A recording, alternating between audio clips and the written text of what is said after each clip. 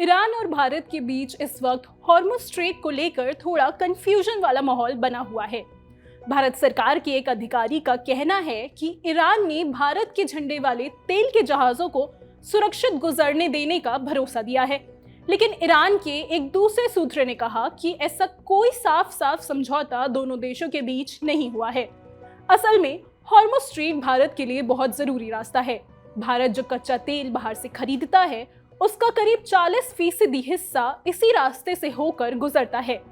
भारत दुनिया में तेल इस्तेमाल करने वाला तीसरा सबसे बड़ा देश है, इसलिए इस रास्ते से कोई दिक्कत होने पर भारत के लिए बड़ी चिंता की बात होती है। इस बीच आज यानी 12 मार्च को भारत के विदेश मंत्रालय ने बताया कि पिछले कुछ दिनों में भारत और ईरान के विदेश मंत्रियों के बीच 3 बार फोन पर बात हुई है। इस हफ्ते हुई बातचीत में खास तौर पर जहाजों की सुरक्षा और भारत को मिलने वाले तेल की सप्लाई पर चर्चा हुई। विदेश मंत्रालय के प्रवक्ता रणधीर जायसवाल ने कहा कि फिलहाल इससे ज्यादा कुछ भी कहना जल्दबाजी होगी। इस बीच 12 मार्च को शेनलुंग नाम का एक बड़ा तेल का जहाज मुंबई के बंदरगाह पर पहुंचा है। ये जहाज सऊदी अरब का कच्चा तेल लेकर आया है। फरवरी के आखिर में जब से ईरान और अमेरिका और इजराइल के बीच युद्ध शुरू हुआ है, तब से ये पहला तेल टैंकर है जो मिडिल ईस्ट से भारत तक पहुंचा। बताया जा रहा है कि ये तेल सरकारी कंपनी भारतीय पेट्रोलियम BPCL के लिए आया है।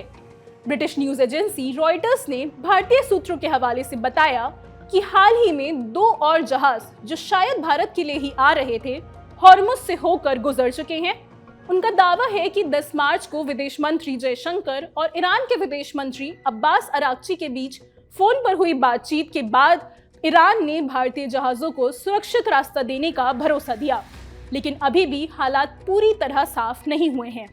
इसकी एक बड़ी वजह यह है कि ईरान के अंदर अलग अलग संस्थाओं तक ये निर्देश कैसे पहुंचाए जा रहे हैं, इस पर थोड़ी उलझन बनी हुई है। ईरान के विदेश मंत्रालय ने बातचीत के बाद एक बयान में कहा कि फारस की खाड़ी में जहाजों के लिए जो खतरे का माहौल बना है उसके लिए अमेरिका जिम्मेदार है, लेकिन उस बयान में ये नहीं कहा गया कि भारतीय जहाजों को सुरक्षित रास्ता देने पर कोई समझौता हुआ है। भारत ने ये भी बताया कि इस समय हॉर्मुज़ स्ट्रेट के आसपास भारत के झंडे वाले 28 जहाज चल रहे हैं। इन पर 778 भारतीय नाविक काम कर रहे हैं। जहाज चलाने वाली कंपनियां, एजेंसियां और भारतीय दूतावास मिलकर इन नाविकों की सुरक्षा पर नजर रखे हुए हैं। इसी दौरान भारत ने 183 ईरानी नाविकों को भी पनाह दी है।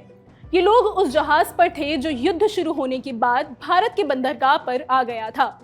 भारत ने पहले भी 3 ईरानी जहाजों को बंदरगाह पर रुकने की इजाजत दी थी, लेकिन बाद में उनमें से एक जहाज को अंतर्राष्ट्रीय समुद्र यानी इंटरनेशनल वाटर्स में एक अमेरिकी पनडुब्बी ने डुबो दिया। दूसरे जहाज मदद के लिए श्रीलंका चला गया। युद्ध शुरू होने के बाद से ईरान कम से कम 16 जहाजों पर हमला कर चुका है। ईरान ने यह भी चेतावनी दी है कि अगर हालात ऐसे ही रहे तो तेल की कीमतें बढ़कर $200 प्रति बैरल तक जा सकती हैं। 11 मार्च को भारत के कांडला बंदरगाह की तरफ आ रहे एक थाईलैंड के जहाज पर भी हमला हुआ था। इसमें भारत ने नाराजगी जताई और कहा कि युद्ध के बीच व्यापारिक जहाजों को निशाना बनाना गलत है। भारत ने यह भी कहा कि इस संघर्ष में कुछ भारतीय नागरिकों की भी मौत हो चुकी है। हालांकि इनका आंकड़ा क्या था, इस पर फिलहाल कोई जानकारी नहीं दी गई है। हॉर्मुज़ स्ट्रेट में हालात इतने खराब हो गए हैं कि जहाजों की आवाजाही लगभग रुकने जैसी हो गई है। इसलिए भारत अब रूस से ज्यादा तेल खरीदने जैसे दूसरे विकल्पों पर भी देख रहा है। इधर एक और खबर आई है कि विस्फोटकों से भरी ईरानी नावों ने इराक के समुद्री इलाके में 2 तेल के जहाजों पर हमला कर दिया, जिससे उनमें आग लग गई है और एक व्यक्ति की मौत हो गई। इसके अलावा खाड़ी के पानी में 4 और जहाजों पर भी हमले हुए हैं। इन घटनाओं से साफ है कि इस पूरे इलाके में तनाव लगातार बढ़ रहा है। फरवरी के आखिर में जब अमेरिका और इजराइल ने ईरान पर हमले शुरू किए, उसके बाद से खाड़ी और हॉर्मुज़ स्ट्रेट में जहाजों की आवाजाही बुरी तरह प्रभावित हुई है। इस वजह से दुनिया भर में तेल की कीमतें भी तेजी से बढ़ रही हैं। ईरान के रिवॉल्यूशनरी गार्ड्स ने चेतावनी दी है कि अगर ईरान पर हमले जारी रहे तो वो मिडिल ईस्ट से अमेरिका, इजराइल और उनके सहयोगियों तक एक बूंद तेल भी नहीं पहुंचने देंगे। ईरान जंग से जुड़ी दूसरी बड़ी खबरें भी हम आप तक पहुंचाते रहेंगे। मेरा नाम है निकिता अग्रवाल, कैमरे के पीछे है विजय। देखते रहिए द लंडन टॉक।